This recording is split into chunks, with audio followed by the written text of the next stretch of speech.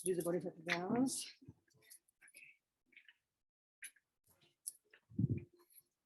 And if you're not going to take them, just sit and relax and have the blessing from it. You're going to take and have it in your heart. All right. This is from a ceremony that His Holiness gave, must be 25 years ago, I think, from one of the Snowline books. So I just read it. So the blessing of His Holiness. It's lovely. Okay. You're supposed to kneel on your right knee at some point if you can manage. We did not yet, later. But if you can manage, fine. If not, just have to imagine it. That's what they say. Like when you go to sleep, you should point your head to the west. And if you can't, imagine it, they say. They're very flexible. That was meant to be funny, but no one laughed. Thank you very much. You just validated me. Thank you. Okay. Where are we? Now I was about to say silly jokes, but I won't. Well, I will. Have you ever heard, you know about Ronnie Corbett, all the old people? Yes. The number of people in England when I lived in the 80s in London, I was a nun who thought I was Ronnie Corbett. Even a taxi driver in the night from 100 yards away. Oh my God, I thought you were Ronnie Corbett, he said. I mean, that's hilarious. You've got to admit that's hilarious. If you haven't heard of Ronnie Corbett, you won't think it's funny. He's this little short fellow with this perky little kind of energy, you know, these big glasses, very short. And he's a man for a start. And he's what? He's a man for a start. Well, he's a man for a start. Well, everyone thinks I'm a boy until they go beyond my neck. Well, they notice and then they're embarrassed. And he used to sit in the big armchair just like you're doing. What? He used to tell big his Oh, Ronnie Corbett did he? Yeah. Oh, really? That's hilarious. Okay. One of my nieces, who's 6 foot tall, met him with her 6'6" boyfriend. They had a photo. It looked like hilarious, you know, because he's like 5'2" or 1 or something. He's a bit taller than me. I'm 5 foot. Okay, where were we? Bodhisattva vows. Okay. I'm going blank. Where is my text? Okay. Okay, people. So I'm just going to read His Holiness's words, okay? So the procedure for enhancing the generation of bodhicitta through the ceremony is now discussed. So one of the most effective factors for protecting our altruistic aspiration to attain enlightenment, and that's a long word, a long phrase that refers to bodhicitta, this aspiration to attain enlightenment. So bodhicitta is not an equivalent, psychologically, it's not an equivalent word for compassion. So in this process of achieving compassion, as we should have talked about, we start with equanimity, recognize everyone wants to be happy equally. Then you start to develop love and compassion and eventually great compassion. And this is something I have to talk about, okay, before we start.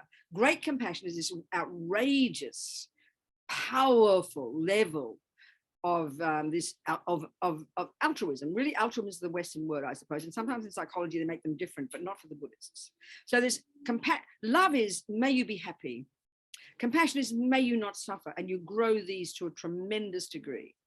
So then there's a unique quality of the Bodhisattva path that's called great compassion. It's a technical term, mahakaruna.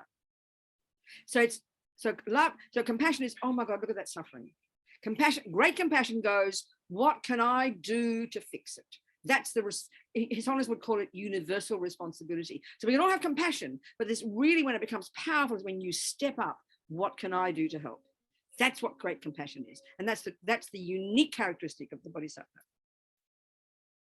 You know, you can say if you're on the Hinayana path, Theravada path, you achieve renunciation, you realize emptiness. How would you be? Try and think about it. You would be an insanely outrageous, amazing, joyful, blissful, loving, compassionate person. There is no question, because simply the result of ridding the mind of rubbish develops the goodness without even proactively doing it. So only on the compassion wing, you enhance it by growing it 1,000,000 times more powerful. So the thing is, if you're on the Hinayana path, the Theravada path, your goal is your nirvana, out of suffering. We need all that anyway. That's renunciation. That's their goal. So for life after life after life, they're practicing that, aiming for that. That's their goal. So in one life or other, when they finally perfected their realization of emptiness, they've got renunciation, they perfect their realization of emptiness. And at the time of when they're ready to die, their incredible love and compassion, which they would have naturally cultivated, don't think they haven't. It's tremendous levels of love and compassion, because delusions and attachment have gone. But their goal of getting out of a samsara, and the bliss, the joy that you can't even imagine. And we haven't discussed this much, but this is one of the consequences of ridding the mind of rubbish, ridding the mind of delusions. It's the natural path for us to develop love and happiness and joy. Don't worry about love and compassion, happiness and joy. Joy is a nice word for a lot of happiness. That's all. This is a natural consequence of ridding the mind of delusions. So the joy is tremendous in the minds of these beings, inconceivable joy. So when they're ready to die, because of their goal, I must get out of samsara, and their bliss overrides their compassion, and they zap into bliss, they don't come back. But if you're on the bodhisattva path, your goal is Buddhahood. You get your renunciation, you got your bliss, or blah, blah, blah. You get your realization of emptiness, but your goal is to keep coming back and benefiting others. Your goal is to become a Buddha to benefit others. So you're growing tremendous levels of compassion. So when you're ready to die, even when you don't need to come back, your compassion and your goal of Buddhahood override your bliss, and you keep coming back. So great compassion is the unique characteristic of the Bodhisattva. So all of this culminates in bodhicitta, which is not an equivalent of compassion, it's the result. And it's this kind of outrageous paradigm shift in the mind that occurs, not as a flash of it, but as stable, where only others arise in your mind. There's no thought of I in the mind of a bodhisattva. I mean, they know they're I as opposed to you. They're not stupid.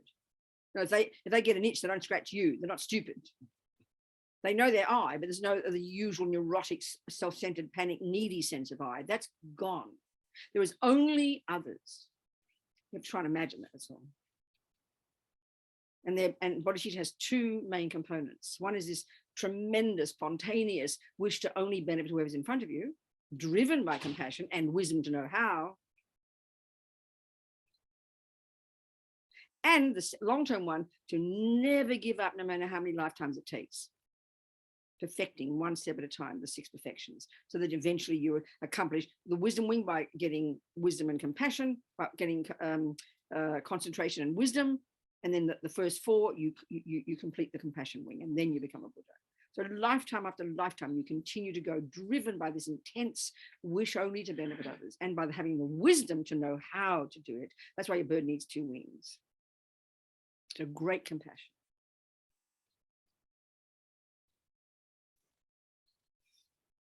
So one of the most effective factors for protecting this, I'm putting some words in here, okay, on top, this amazing altruistic aspiration to attain enlightenment, is mindfulness of the extensive benefits of bodhicitta. Well, I can't tell you those. I've got to read the words from the holy beings. I can't think of any because I don't have it. But I can try and imagine. If you just have to, you just hear Lama Zopa teach, he teaches day and night. He never runs out of words about bodhicitta because he's got it, you can tell, you know, he won't deny it, of course. His holiness. These people are living beings with this bodhicitta bursting out of their pores, you know. So I've got to read the books to tell you about bodhicitta. I can't imagine it. So I can't tell you any advantages except that you'd be an amazing person. So in order to protect your mind from degeneration in future lifetimes of this bodhicitta, because things run out if you don't practice them, you know. It's obvious. You should abstain from indulging in the 4 negative actions. I never know what that means. And I haven't got the notes to tell you. I always forget to look it up. I mean, there's millions of them. I don't know which ones they're talking about. I'm sorry, I can't tell you. Who knows about the four negative actions, and always adopt the 4 positive actions? I have no idea. I keep meaning to look, and I'm embarrassed to say I don't know which ones they're referring to. So to enhance and stabilize your this incredible aspiration of bodhicitta, you should engage in the ceremony that reinforces it. And that's this. It is recommended that Mahayana practitioners take the Bodhisattva vows, as doing this helps to generate a very strong sense of commitment to engage in the Bodhisattva actions, the actions of the Bodhisattva. So in the text by Tantchen Lobsang Chökyi Gyaltsen, the ceremony is performed on the basis of the verses quoted from the Bodhisattva Charyatarava. According to this tradition, the ceremony is for generating both, they talk about, His Honour's mentioned yesterday, aspirational and then the actual. So aspirational is like when you're kind of prepared to not take the vows yet, but you want to take them, and then you actually take them. Today we're actually taking them. So explained in combination. However, because some masters like Gyaltsab Je and Panchen Sonam Dragpa have expressed qualms about the efficacy and the validity of such an approach, I mean, I wouldn't know, this is His Honour's talking. I prefer to conduct the ceremony based on Lama Tsongkhapa's commentary on the 10th chapter of Bodhisattva Bhumi entitled The Main Path to Enlightenment. So today the ceremony on taking the Bodhisattva vows will be conducted according to the tradition of this text. So the practice of bodhicitta, exchanging and equalizing oneself with others, has been regarded as the core of all the practices of the Buddha by all the Buddhas and the Bodhisattvas of the past. In order to realize such an advanced state of an altruistic attitude within your mind, it's important to train your mind in the stages of the path explained in the Lamrim texts, as we've been discussing, stages and stages. An effective method for reinforcing your training of the mind in the generation of bodhicitta is to repeatedly enhance it by taking the bodhicitta right from your lamas. Doing so will have an added value in that you are taking bodhisattva vows at the same time, thus making your bodhicitta more powerful and more inspired. So the fact of participating in such a ceremony will act as a reminder in the future that in the presence of a certain lama, you have taken the altruistic commitment to work for the benefit of others. So as is written in the sutras, such as Sutra of Good Eon, many Buddhas of the past have repeatedly generated bodhicitta in the presence of their lamas. All the Buddhas, the skillful, compassionate masters of the past, were originally ordinary beings like us. They took the initiation of generating bodhicitta in the presence of their lamas and have taken the solemn pledge to engage in the practice. You too have the potential within yourself to emulate their examples. Because your mind is changeable, because your mind does not have an inherent nature, because your mind can go from one thing to another, it's not set in stone, and has the nature of emptiness.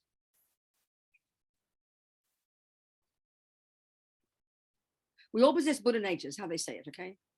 What that means is every mind, by definition, possesses, by definition and naturally possesses the potential to rid the mind of all the rubbish, which is finally done by realizing emptiness, and to develop to perfection all the goodness. So that's what Buddhahood is. Every mind necessarily possesses that potential. It's what defines us.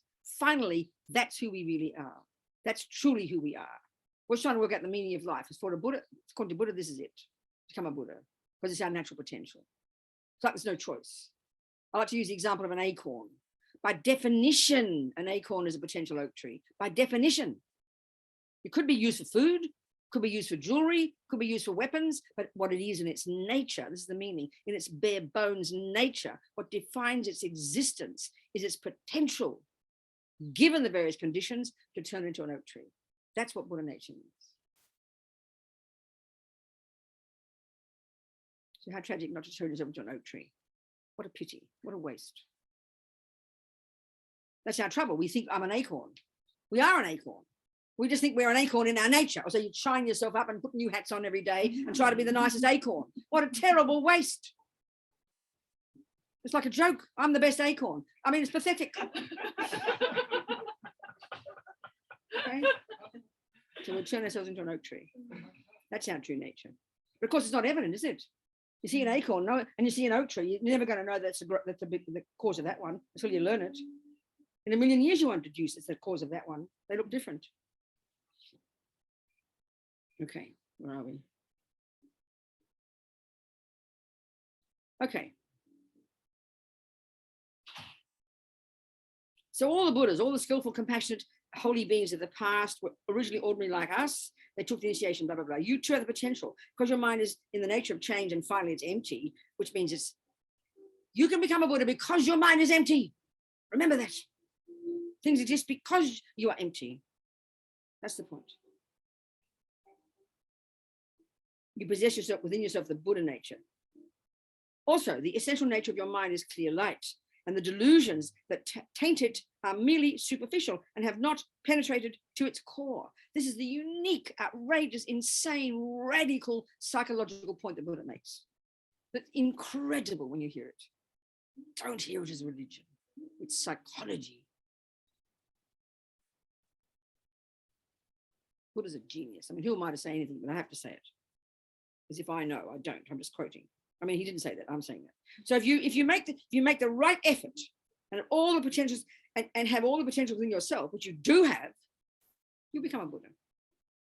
So now, today we are taking the Bodhisattva vows. Some Tibetan masters of the past, of different traditions. Oh, what happened? I can't read it.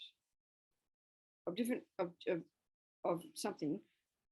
According to the Madhyamika philosophy, according to the, maybe I've missed a page, 176, 177, no, that's right. Okay. Never mind that. So this ceremony is being conducted in the presence of a representative of Buddha Shakyamuni in the aspect of this image. Here we all are, plenty of images. Although we did not have the fortune to see Buddha Shakyamuni himself in person, we do have the good fortune to have access to his own precious teachings, which is actually superior to seeing him in person. I mean, you can look at Buddha for 47 million years, but he doesn't open his mouth. Nothing will happen. You've got to have the words. The gift of the Buddha is his speech. This is, they say, the power of speech is the main gift of the Buddha.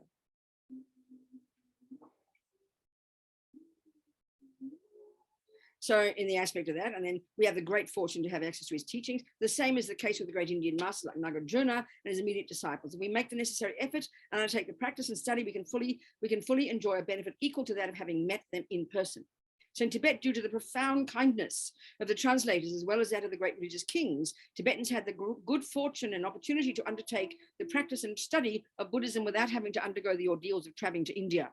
On the basis of all these translations of the original Indian text, many indigenous works later emerged, composed by holy beings of the great traditions of Tibet. All this literature is at our disposal now.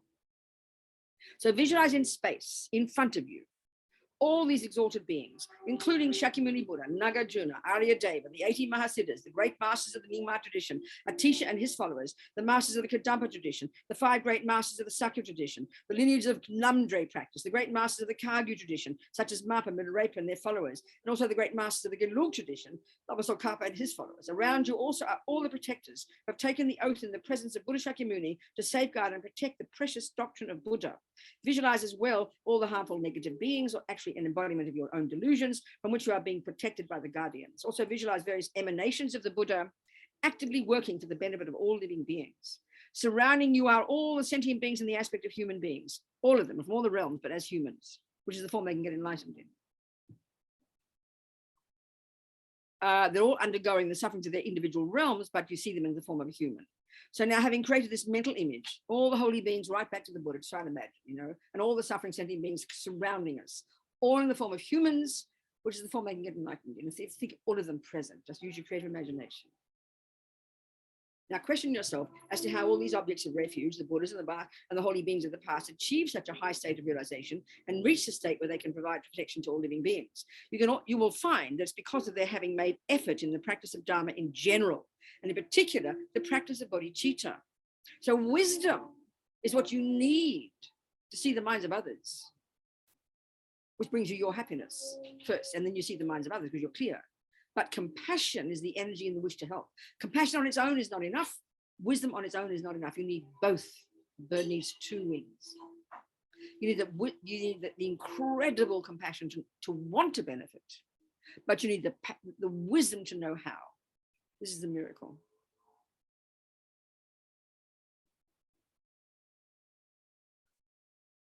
So they made effort. So think, I will from today follow in the footsteps of these amazing holy beings. I'm adding extra words. The translator says great masters. I'd rather say holy beings.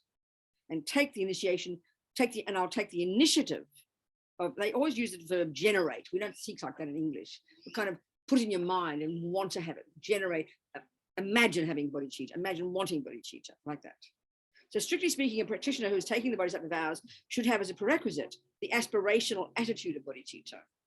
So although it's very rare, some among you might have it, but for the majority of us, it is very difficult to possess such a genuine and non-simulated bodhicitta.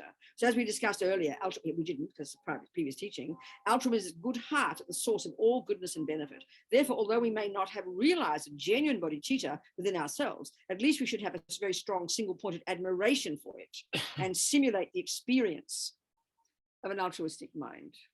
Just trying to imagine. Only wanting to benefit others, seeing the entire universe, and by seeing the world suffering, you already know this is your suffering, so you've already recognized that. And then you see it in, oh my God, we're in the same boat. This is unbearable. You see all the harmers. You see that they're harming themselves. You see that they're compelled to harm because of their past habit. And you see the harmed who have been harmed because of their past habits, or in this nightmare roundabout. Life after life after life, having compassion for every single one of them because we're all in the same boat. But you can only have that level of compassion when you've got it from your own mind. You only can have, when you've got renunciation and see your own suffering and realize you're vomiting at the thought of it, only then can you have this compassion. So the more you know it in yourself, the more you see it there. And then you think, what can I do to help? It's my job. If I don't do it, who will? That's the courage of the Bodhisattva.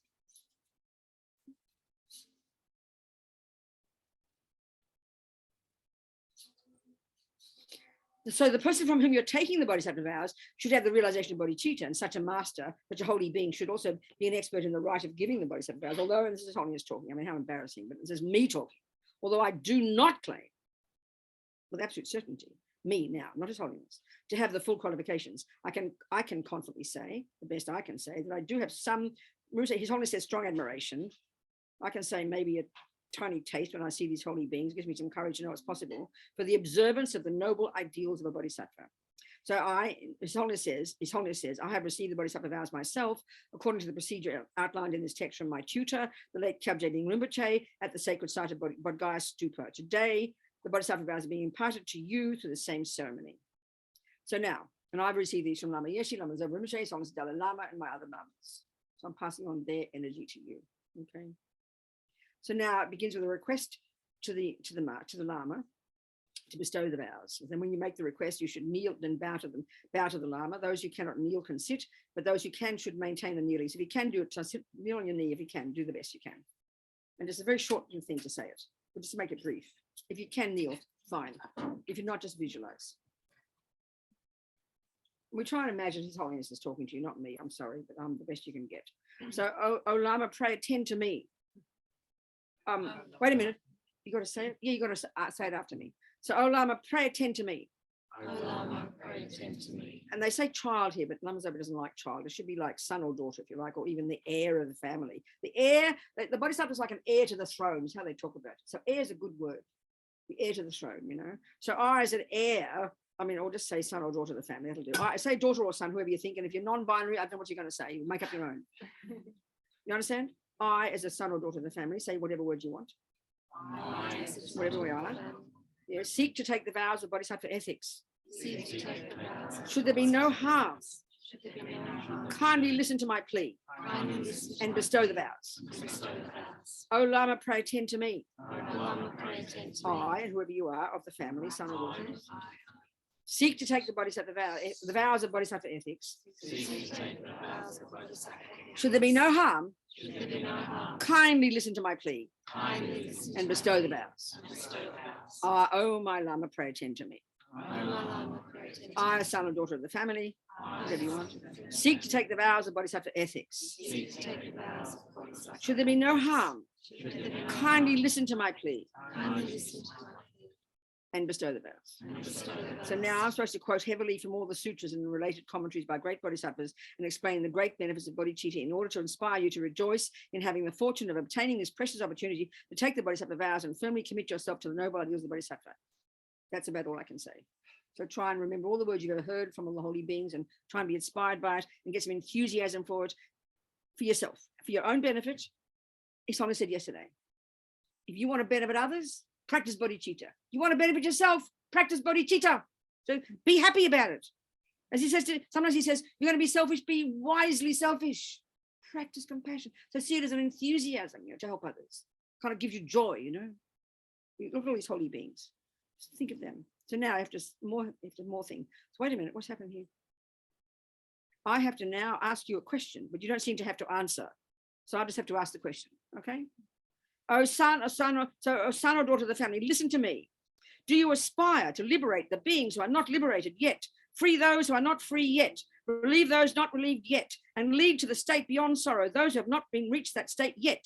Do you desire that the lineage of Buddha not cease? If so, you must stabilize your generation, your wanting of this altruistic mind, and reaffirm your pledge. Sit down. That's it. Sit down. It's not done yet. It's just bits and pieces. Now the hard work comes. We've got to do prostration, but I think you've got no space to do prostration. You have to visualize, okay? So now we have to accumulate some merit before we take the vows. So to amass vast stores of merit, you should reflect upon the great advantages and benefits of taking the Bodhisattva vow. So visualize all the Buddhas, Bodhisattvas, holy beings above in the space, and their presence with the mindfulness upon their great exceptional qualities. Cultivate strong confidence in them while maintaining your perception of your own Lama, who is conducting the ceremony, as a real living Buddha. So now, undertake the 7-limb practice. We'll do this now. It's just going to be from the King of Prayers. So starting a bunch of verses. So just have them in your heart, okay? I'm trying to keep it short because I'm worried about you Americans, but I shouldn't have to worry about you Americans. It's 2:40, it was probably like whatever. 4 o'clock supposed to finish. Forget it. We'll see how we go. I'm trying to talk as fast as I can. What about a short 7-minute break? No shortcuts. Has to be. It's only a few verses. It's really important. It's beautiful verses. Okay. O lions among humans, Buddhas, past, present, and future, to as many of you as exist in the 10 directions, I bow down with body, speech, and mind. On waves of strength of this king of praises of exalted sublime ways, with bodies numerous as atoms of the world, I bow down to the Buddha's pervading space. On every atom is found a Buddha, sitting amidst countless bodhisattvas. In this infinite sphere of mystic beings, I gaze with eyes of faith. With oceans of every possible sound, in eulogy of the perfect Buddhas, I give voice to their excellent qualities. Hail those passed to bliss. Garlands of supreme flowers I offer them, and beautiful sounds, supreme parasols, butter lamps and sacred incense I offer to all awakened ones. Excellent food, supreme fragrance, and a mound of powders as high as Meru I arrange in mystic formation and offer to those who have conquered themselves. All these peerless offerings I hold up in admiration for those gone to bliss. In accord with exalted and sublime ways, I prostrate and make offerings to the Buddhas. Whatever ill deeds I've committed under the power of desire, anger, and ignorance through my body, speech, and mind, I confess and purify these individually. In the merits of all sentient beings, solitary realizers, learners, and those beyond learning, Buddhas in 10 directions and their heirs, I rejoice in all their virtues. O the light of all universes in 10 directions, who realize Buddhahood to the stages of enlightenment, I appeal to all of you protectors to turn the unsurpassed wheel. I entreat with folded hands with those intending to enter the nirvana, to live for eons equal to the atoms on earth for the benefit and happiness of all beings. And whatever little merit that I've accumulated through prostrating, offering, confessing, rejoicing, requesting, and entreating, I dedicate all towards attaining full enlightenment. So now we're supposed to do the 35 Buddhas. So I think we'll just do a little 2-minute 4 opponent powers practice of purification, okay? So there's first the 4 R's. Regret from the depths of your heart any of the nonsense we've ever done to harm any sentient being since beginning this time using our body and speech. Given that we've got countless lives, you regret the lot, okay? There's nothing you haven't done. So join the universe. Regret everything you've ever done to harm any sentient being since beginning this time with your body and speech, up to now. And in particular, regret your broken vows and samaya and commitments with your holy beings over the centuries. Think of this. Regret from the depths of your heart. Why? Because I do not want future suffering.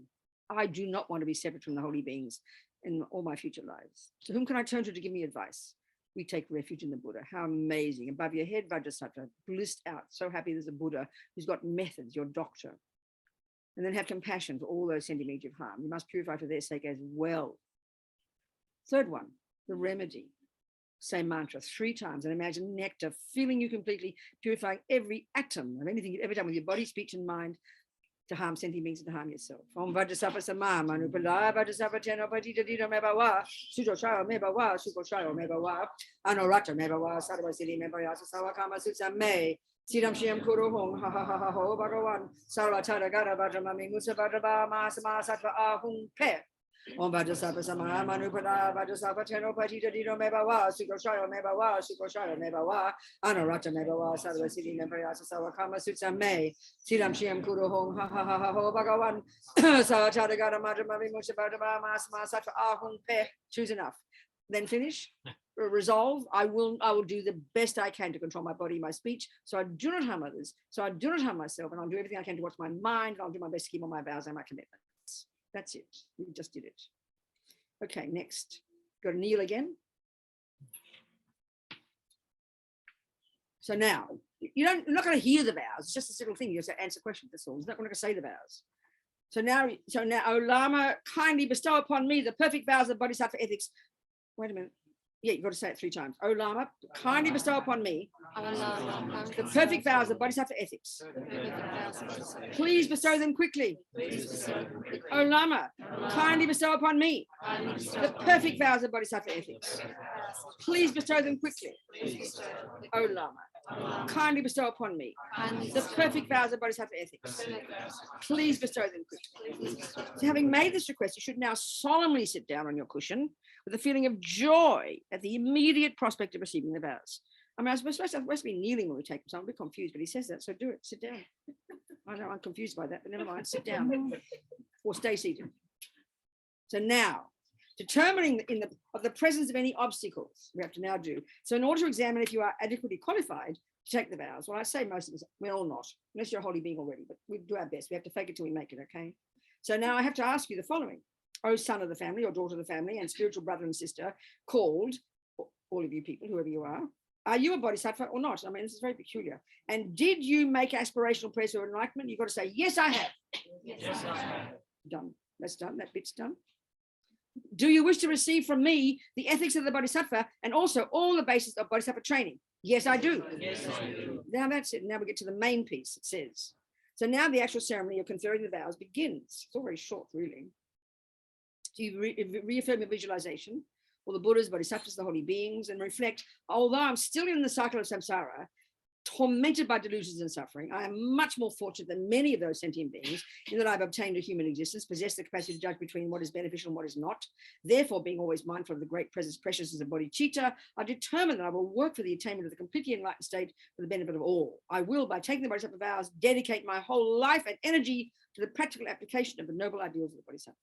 To those who do not wish to feel committed enough to engage in the bodhisattva vows, you should just think that may I achieve this for the benefit of all. Those who want to feel enough commitment should take the vows and make the following pledge. You just think it. You just have to think it.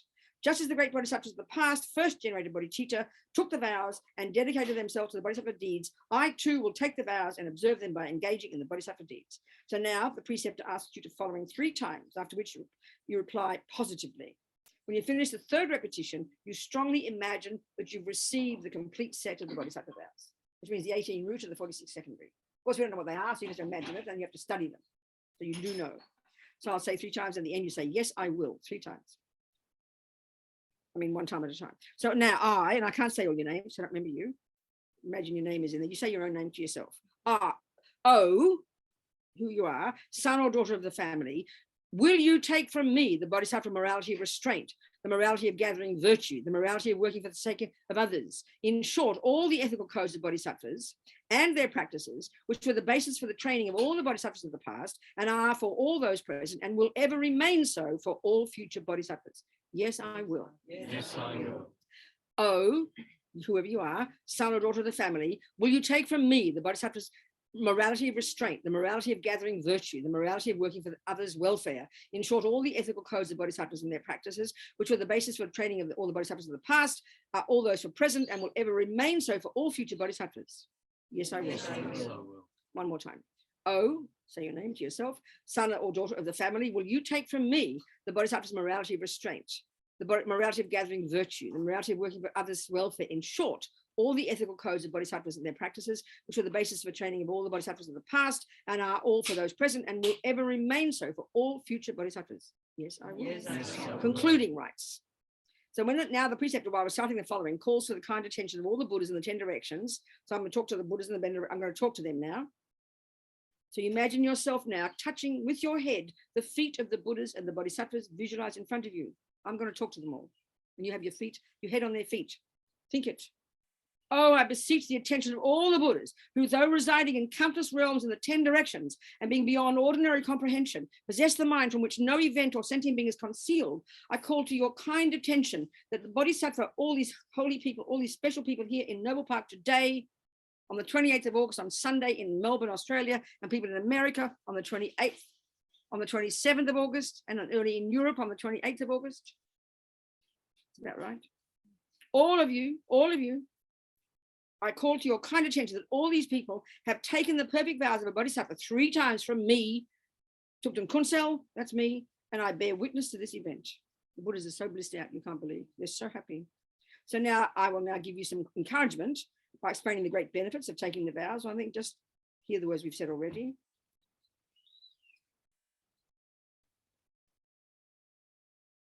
So don't speak unnecessarily of the Bodhisattva vows to all untrained ones and those who have no confidence in the Bodhisattva practices. Doing so can be harmful for the listener who does not appreciate the Bodhisattva principles, and such persons may speak against the Bodhisattva vows and then have, create negative karma. So therefore, when speaking about the Bodhisattva vows, it's crucial to judge the suitability of the listener.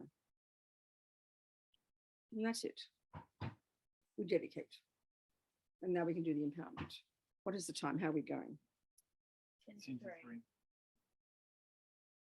3. Okay. So we'll have a 5-minute break again. I think we'll just keep going. 5-minute break. We'll keep going. 5-minute break again. 5-minute break, you people, darlings. And then I think, see, the things with this holiness, the last part is this extra little empowerment. You don't need to take, I think we'll just take the Chenrezig one. And that won't take a full 2 hours. I'm not trying to rush it all. It's good if it, I mean, we should be happy to want to be here for the next 12 hours, but we all human beings. So we'll see how we go with it. We'll have a 5-minute break, 10-minute break again. All right, New Yorkers, everybody.